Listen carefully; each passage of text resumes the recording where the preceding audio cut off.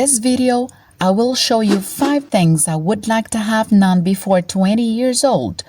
You will certainly identify yourself with these things too. However, if you are over 20, those things may come in a perfect moment so that you don't insist on the same mistakes. The very first thing I would like to know at 20 is that the present me builds the future me. When we have maturity to understand this, we completely have a different interpretation of the world. At this point, we make it clear that maturity does not necessarily have to do with the biological age. I am sure you know 17-year-old people who are much more mature than 27-year-old ones.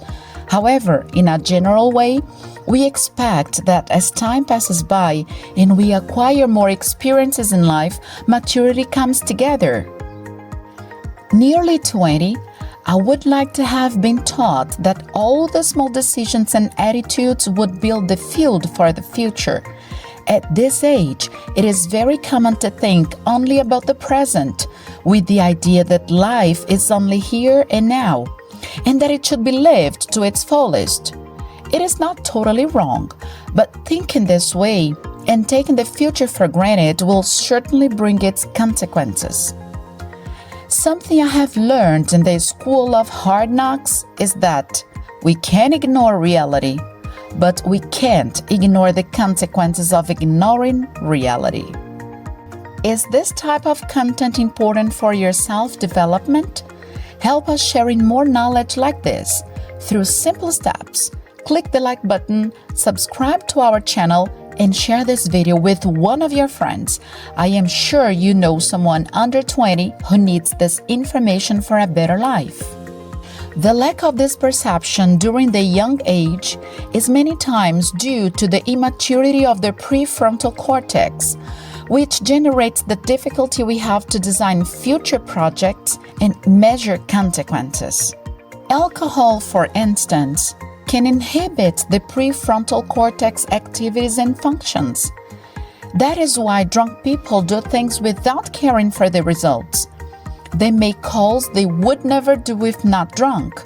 They drive their cars, even putting people's lives in danger. That is, they act irresponsibly without reflecting about the consequences of their acts. Then, if you are nearly your 20s, although it may be very challenging to you, think about how your attitudes today will change your future. A concrete example of this is if you save or invest $30 monthly since your very first job, it will make a huge difference to your future. Not only in terms of quantity, but also in relation to personal development. You will learn how to be consciously in control of your own life and not only follow the flow of your present immaturity.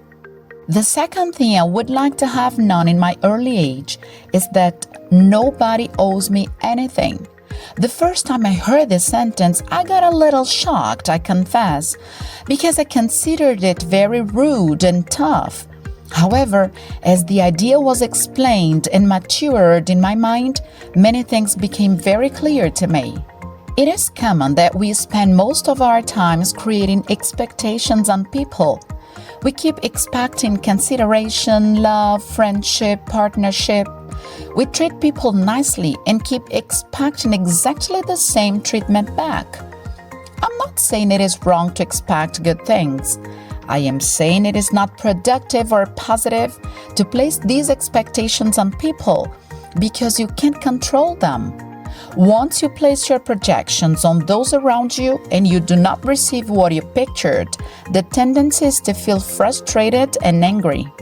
This is the point where you get annoyed, irritated, and above all, skeptical about life and relationships. Although it seems to be a cold way of thinking, the awareness that you are not responsible for people's behavior and consequently you shouldn't make efforts to change people. It is the reality of life. Do not expect respect, consideration, friendship, help, or whatever it is. You do your role. You do what it needs to be done and period. The rest is not up to you. If the ones around you, the system, the world is fair, perfect. On the contrary, there is no reason to panic. You have prepared yourself for that. Then, do not wait people remember your birthday in order to celebrate it. When you do that, you act as a victimist, being consciously or unconsciously. Do you want to have a funny and nice birthday commemoration? Then remind the ones you love about it. Invite them to celebrate this day with you. Take your position. Be fair with what you want. Be honest with your feelings. The worst way to betray yourself is through the attitudes of self-pity. You don't deserve that. You don't need that. If you want to call attention somehow, do it because of your strength and resilience, not because you are caring for others' attention. The earlier you learn that, more fulfilled you will be. The third thing I would like to have changed since my early days would be sleep well. Considering my self-development, my cognitive system, my physical health, and all the other aspects of life. As a person who is anxious, having faced some initial symptoms of depression, and someone who is completely fascinated by how our brain works, I can say that the quality of our sleep totally influences in all areas of our life, such as body and mental health. If you want to know the terrible effects of sleep deprivation, check this video out and eliminate this terrible habit once for all. In first place, it is essential to obey your system when it communicates with you, telling it is time to stop and sleep. Of course, it is not always possible because of a job or a project that cannot be postponed.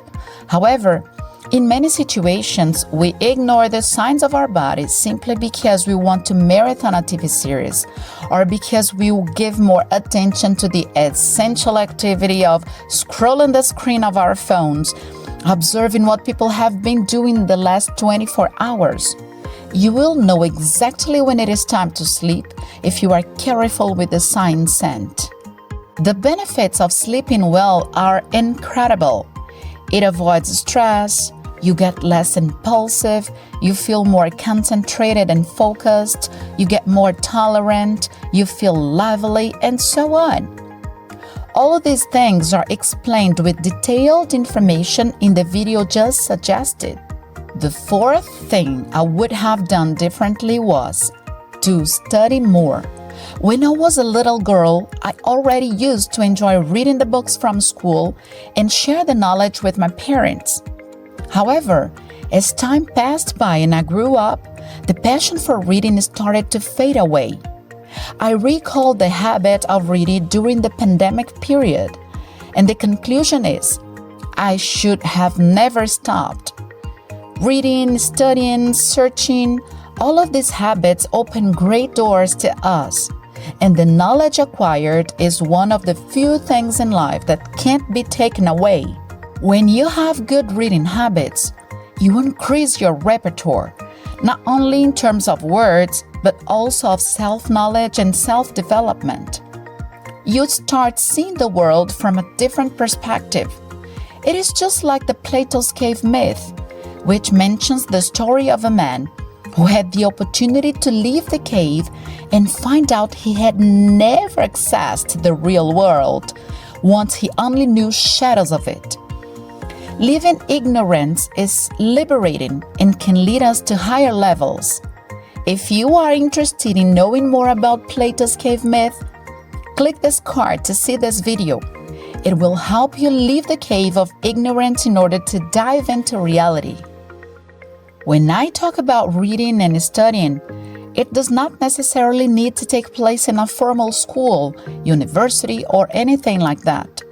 I refer to the autonomy of reflecting on what it is important for you in this very moment of your life. It is about having a book with you all the time in case you have some free time. If you are in a bank line or in a clinic waiting for a consultation, for example, instead of spending those minutes scrolling your screen, you can read 3 or 4 pages. If you are not used to reading, of course your brain and body will claim for fast dopamine. You will feel lack of concentration and boredom. But when this habit becomes part of your life, your brain will start asking for more knowledge acquisition. This is how many people get to the point where they study during long periods, feeling great pleasure. Last but not least, the fifth thing I would have known before 20 is to say no. I brought many problems to my life because I was always scared of saying no to people. We have a very special video in this channel about this topic, and I bet this is a content you need to dive into because most part of people face problems with this. Then, click here and understand why you should learn to say no and get precious tips to how to do it softly. Saying no is a complete challenge because we do not want to feel the embarrassment of not being understood. We know beforehand that the person asking us for a favor will be disappointed, sad, angry, or whatever feeling it is. Then, we prefer to be in trouble saying yes than being embarrassed for saying no. We are also very worried of what people can think about us. Once you say no, you will no longer be that kind and extraordinary person you used to be. And it is okay. You are not people's pleaser. Knowing to deny would have saved me from drowning in all kinds of debts, just like credit cards, bank loans, shark loans, to name some. Learning to say no earlier than I did would have saved me from doing things to people when they could easily learn how to do them. I could have used that time for my learning and development. But there I was, doing people favors while they were resting and watching TV instead of making the effort to learn how to solve their issues. Recalling the top 5 things I really would love to have learned before my 20s and that you should learn now, no matter how old you are, we have. 1. The present me builds the future me. Don't postpone. The consequences will come.